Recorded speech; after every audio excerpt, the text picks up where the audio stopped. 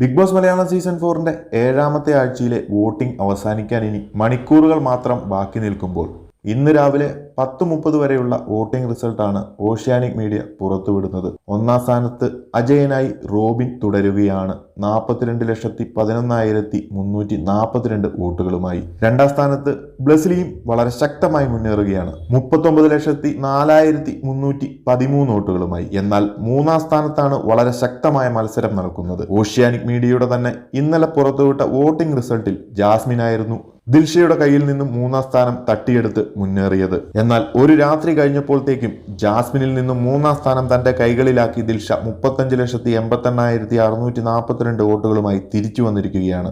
തൊട്ടുപിറകിൽ നാലാം സ്ഥാനത്ത് 35,69,843 വോട്ടുകളുമായി ജാസ്മിനും ഉണ്ട്.